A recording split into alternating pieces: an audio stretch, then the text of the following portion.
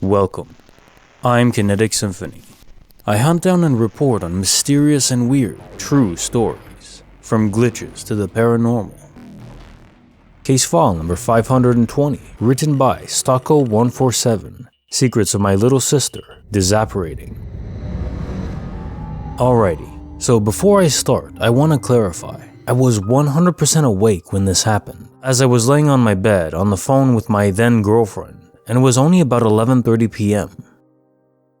I was 14 or 15 at the time, and I was living in a small 3-bedroom house with my father, little sister, 4 to 5 at the time, and my brother, 6 to 7. Myself and my brother both shared a room, and my sister's room was directly outside our door, but to the left, both entering the kitchen. At this time, as I stated before, I was on my bed talking on the phone when I heard my little sister moving around in her room, going through her drawers, etc. Now, this wasn't so strange, as she would always be waking up and pulling things out of cupboards, clothes, books, toys, etc. It was just a habit she had as a kid. After a few minutes of this, I see her walk past my door wearing a long white nightie into the kitchen. From this point, she is out of our sight, but floorboards are real noisy, so I can tell where she goes. She moves some dishes around and then walks further into the lounge room. At this point, I assumed she went to the toilet, but after her not returning to her bed, I thought she had gone and sat on the lounge, another one of her habits she tends to do when she wakes up late at night. So, not wanting her to get in trouble, I tell the person on the phone I'll be right back and proceed to go put her back to bed. But when I go to the living room, she isn't there. I check the bathroom, not there either. Strange. On my way back to my room, I double check her room, and there she is in bed, fast asleep, wearing a dark purple pajama suit.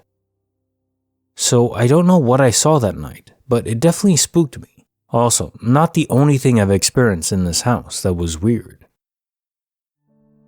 Case notes, file number 520. A case of astral projection, almost certainly. You also mentioned this isn't the only strange thing that's happened in your home. I suspect your sister has a lot of involuntary input on this.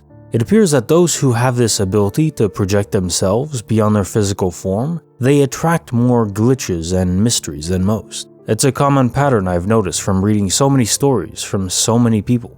Maybe it's like a hidden ability granted at birth by random chance, a sort of extra bonus to our character stats when we are brought into the world. Most only play around with the usual, strength, stamina, intelligence, charisma, but the hidden traits of greater supernatural perception, like those who are sometimes able to see parallel universes for a few minutes, or in the case of your sister, the ability to cast her spirit around. If you ever tell your sister about this, I'd reinforce the fact that this is a gift, not a curse. Case file number 521, written by ScaredThug. Secrets of My Embroidered Top. So I took 3 medium-sized tops to be embroidered for work, 2 new with tags. My son picked them up for me on a Friday. On Sunday, I took them out of the bag and placed them on the ironing board. As I'm ironing, I realize one is not mine. It's a large size and obviously worn. Only one of the tops with tags is there. I drive to the shop and explain what happened. They take the large, review my receipt and say they'll call. Friday comes around and no call. So I go up there again and again. I'm told that the manager will call me. I'm thinking they're not going to call me because I had an issue with them before. They embroidered the back of my shirt by mistake, but they handled it professionally. Yesterday, I got home and the missing scrub top was folded on my bed, embroidered. I asked my husband and he said it was in his laundry. But how? He keeps his laundry in the closet and I keep mine in a corner of the bedroom. It wasn't in the bag, it didn't have the tags, and it's embroidered. Even when my son first brought the bag home, I glanced to make sure there were 3 embroidered tops. Creepy file number 7, written by RenFannin. Secrets of the Bird and the Cage. In 2016, I had just returned to my home state from college, freshman year, and had gotten an awesome job as a store manager for a local boutique. I loved my job, and even though I had a really young crew 90% of the time, they worked hard. We were located in an indoor mall, and we're on the top level. Lots of people use the mall for whatever. Walking, window shopping, hanging out, real shopping. I love meeting new people, so honestly I enjoyed it. The night it started, I had my favorite two girls with me who were 17 and 18. We will call them A and M. They only worked a few hours at night throughout the week, but they were so sweet and fun to be around. So the night started like any other.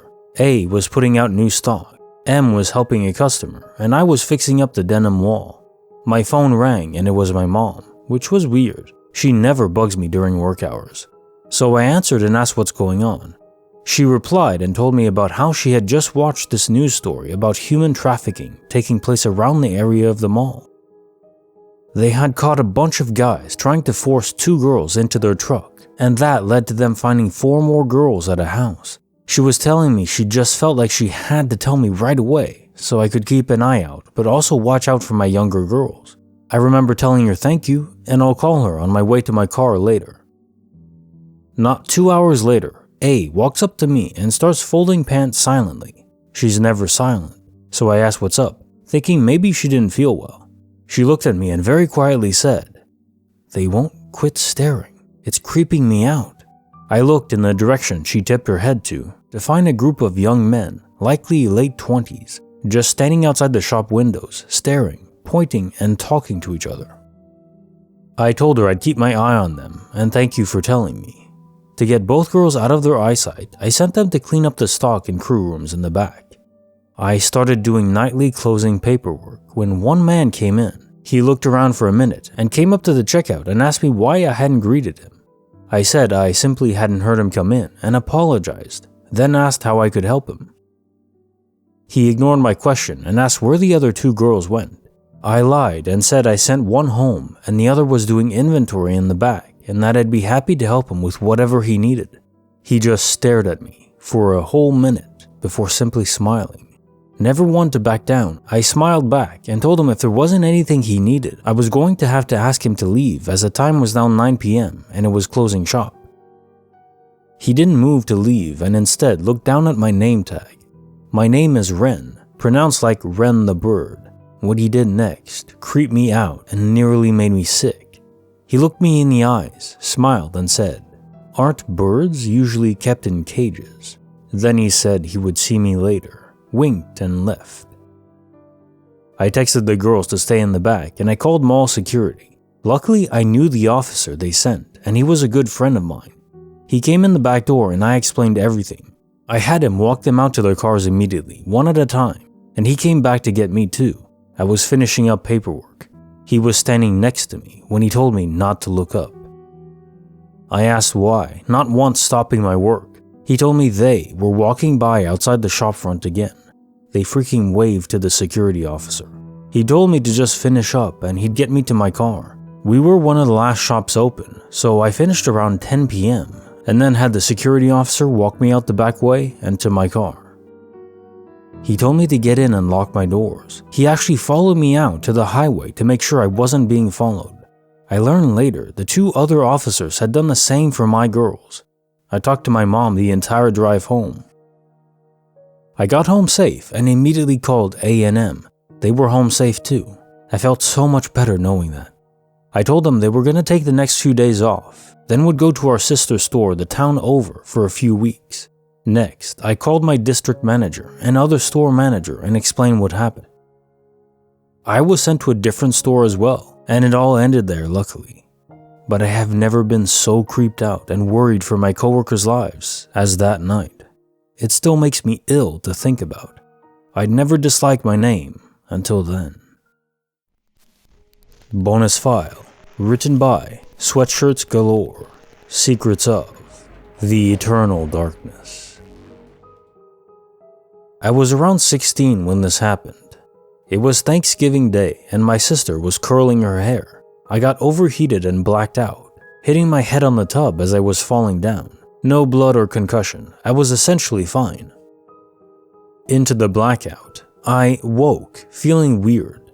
I had wanted to continue sleeping for what felt like forever, but I couldn't. I got up and looked around. It was nothingness. But I felt something near me, behind me, darker than the darkness surrounding me. the nothingness. In a voice, it communicated with me. It asked me if I was ready. It didn't speak though. It transferred its words into my mind, interestingly enough. Confused, I asked what it meant, if I was ready. It asked me again, those same words. Are you ready? Then the realization hit me. I started screaming and crying, waking myself up, actually waking up, only to find I was no longer in that darkness. I was instead on my bathroom floor. Up until last month, I had never told anyone about this. I recently remembered it, but before I blocked it out because it was so very traumatic for me. Believe what you wish, but this is my truth. To this day, I'm still scared of the dark.